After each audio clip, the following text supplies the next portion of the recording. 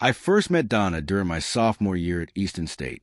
She was the kind of girl who sat quietly in the back row, scribbled down meticulous notes, and avoided eye contact like it came with a price tag. Always in modest outfits. No makeup. Barely spoke unless Professor addressed her directly. I wasn't looking for a commitment back then. Donna wasn't what I'd usually go for. Far from it.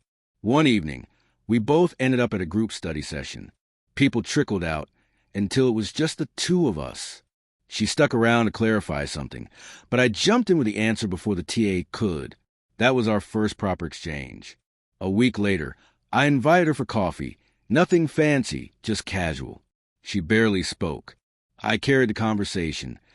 But there was something about her that felt real. No pretense, no flirtation, just quietly present. At the time, I didn't think we'd go anywhere. I wasn't in love, just intrigued. But then Donna began to shift. She joined a women's fitness class on campus, started styling her hair differently, traded loose clothes for fitted jeans. Guys began to notice. She still kept a low profile, but her smile appeared more often. In private, she was warm, even tender, something that caught me off guard. By the time we were seniors, we'd moved in together off campus. I had genuinely fallen for her. We tied the knot 6 months after graduation in a small ceremony with just a few close friends. Within a year, our son Jason was born. I remember holding him and thinking, this is what it's all about. We built a quiet, steady life. Our first place was small but neat. I worked logistics at a supply firm, while Donna stayed home with Jason. She took to motherhood naturally, patient, organized, and kind. Sometimes I'd find myself just watching her, amazed at how much she had evolved. She wasn't that withdrawn college girl anymore. Her confidence showed in her posture, her gaze. I trusted her completely. The kind of trust that makes you forget to worry. When Jason turned 4, Donna brought up the idea of working part-time. Just something light to break the routine. We found her a role at a local marketing firm as admin support. Small team, busy pace. She started coming home with stories, campaigns, office quirks. How was your day? I'd ask. Just fixing someone else's spreadsheet mess, she'd joke. I was proud. She seemed energized. Started dressing more sharply. Cut her hair shorter. When I told her I liked it, she smiled and kissed me on the cheek. Friends used to ask how we stayed strong, and I always said the same thing. Marry someone who values peace over drama. I meant that. One evening, she sat next to me on the couch, eyes on her phone. Thinking of going full-time, she said, same job, just more on my plate. You sure you can manage the hours? I asked. She looked me square in the face. I need this for me. I didn't protest. At first, the difference was minimal. She left earlier, came home later. Jason started attending an after-school club, which he liked. I took over more of the evening stuff. No complaints. That's what partners do. But Donna began to grow distant in ways that didn't add up. She stopped joining us for dinner, saying she'd already eaten or was too tired. She used to ask about my day. Now she just gnawed distractedly, thumbs tapping at her phone. I noticed she laughed more while texting. Not with us, only when she was somewhere else. One evening, I was setting the table when she emerged wearing jeans I hadn't seen before and a sleek silk top, heading out. I asked. She checked her lipstick in the mirror. Drinks with the girls from work. Susan's birthday. Susan was her manager, a woman in her 50s. Didn't strike me as someone who celebrated like that. Want me to wait up? She smiled, not at me. Don't be silly, Raymond. I'll be late. Raymond. She hadn't called me that in a while. It used to be Babe or Han. That name sounded distant. After she left, I checked the fridge calendar. No birthday listed, no note. When she came home, she showered and went straight to sleep. I gently brought it up the next morning. Everything okay, Donna? She didn't look up from her coffee. Of course. Why? You just seem off, that's all. A glance, then, maybe I'm just tired, Raymond. Office politics aren't exactly relaxing. Her tone was sharp, like something had snapped. I realized then that something deeper had shifted. Not just her schedule, her whole presence. She looked like someone who had already decided something she hadn't said out loud. That Thursday, over breakfast, she said, "There's an office party next weekend. Big client win. Formal thing. You want me to come with?" I asked. She shook her head. "Plus ones are for senior staff only. It's more of a networking event." "All right. Need help with Jason that night." "It's taken care of," she said quickly. "Holly's babysitting." Holly, our neighbor, sweet girl, always happy to earn a little cash. I didn't question it. When the night came, Donna stepped out of the bedroom, and I had to blink twice. Black dress, open back, heels. Her makeup was immaculate. "You look different." "It's a formal event, Raymond. Don't act so surprised." "Is that a new dress?" I asked. She turned around. "You bought it for me last December. Said it was bold." I didn't remember, but I let it go. 10 minutes later, a silver sedan pulled into the driveway. I expected one of the women from her office. Instead, a tall man in his mid-40s stepped out, slick, confident. "Who's that?" "Marcus," she replied, as if it was nothing. "Creative director. I'm catching a ride." She walked out without a glance back. That evening, Holly arrived around 8:30. I thanked her, gave her the routine, then retreated to the office to finish some work, emails, reports. Just enough to keep from thinking. By 10, I wrapped up. Holly said Jason was easy, brushed his teeth, picked a story, dozed off fast. She left, and I wanted to tuck him in. He said little, just pulled the blanket up and asked me to leave the nightlight on. I kissed his forehead and said goodnight. Then I returned downstairs. The silence was heavy. The house felt hollow.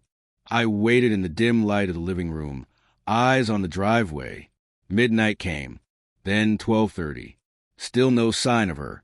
At 12:45, I called her. She answered after a few rings, voice thick, a little off. "Raymond? Just checking in, it's late." "I'm fine. It's a party. I'll be home soon." Then she ended the call. At 2 a.m., I tried again. This time, she sounded fully drunk, her speech loose, like her thoughts were chasing her words. "God, stop calling me," she slurred. "You're always checking in on me. I just wanted to make sure you're okay." "I'm fine," she dragged the word out.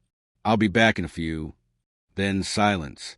She walked in at 3:30 a.m., lipstick faded, heels dangling from her fingers, scent overwhelming like she'd sprayed on perfume more than once. Her steps were unsteady. "How was the party?" I asked flat. She smiled like she hadn't caught my tone. "Tiring." Then she disappeared down the hallway, not bothering to look back. That night, I knew something had snapped, but I needed more than a feeling. The next morning, water was already running. She was in the shower. Her black dress was hanging from a chair. It reeked of a cologne I didn't use. I didn't bring it up.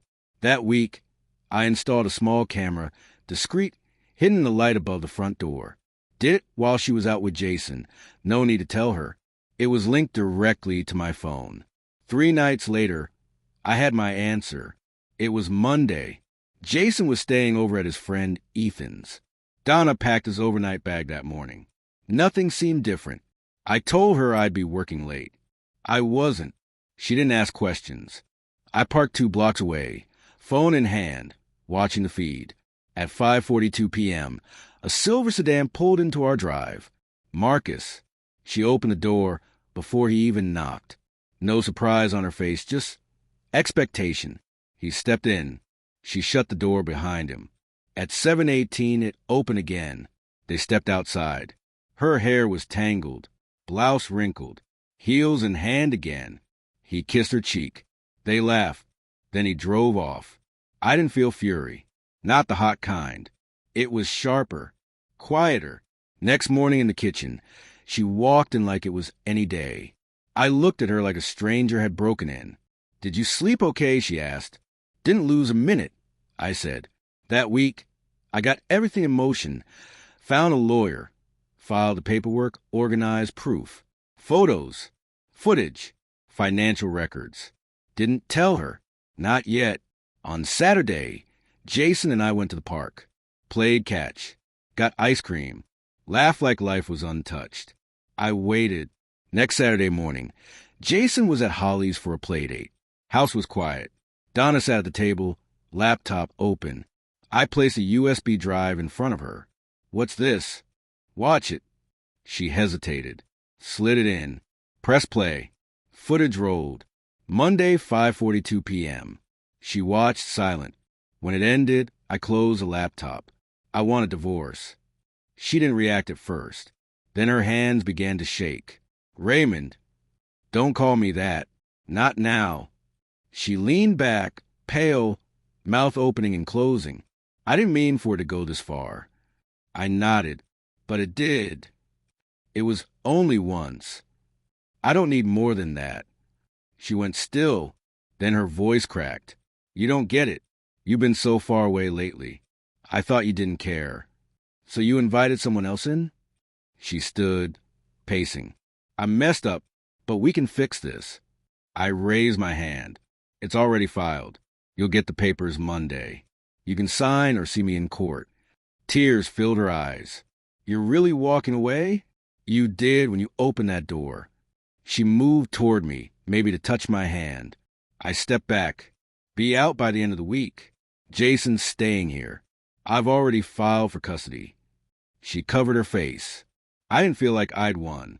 I just felt certain. She left that Friday. No drama. No shouting. Didn't fight over Jason. Maybe she knew better. He asked that night why she wasn't coming home. I didn't lie. "Mom needs time to think." He nodded. Didn't ask again. We stayed in that house one more month. Then I sold it. Too many memories soaked into the walls. We moved to a smaller town. Better air. Simpler life. Good schools. Jason adjusted quickly. Made friends fast. Loved the yard more than our old one. I stayed busy. New job. Long hours. Honest work. No office games. Donna texted a few times. "Can I talk to Jason? I'm sorry.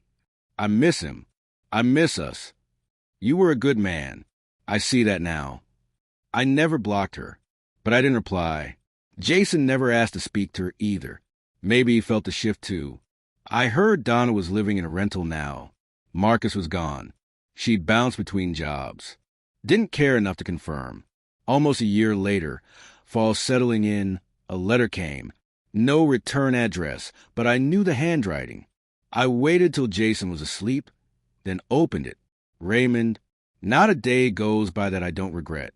I think about what we had, what I destroyed. I miss Jason. I miss your calm.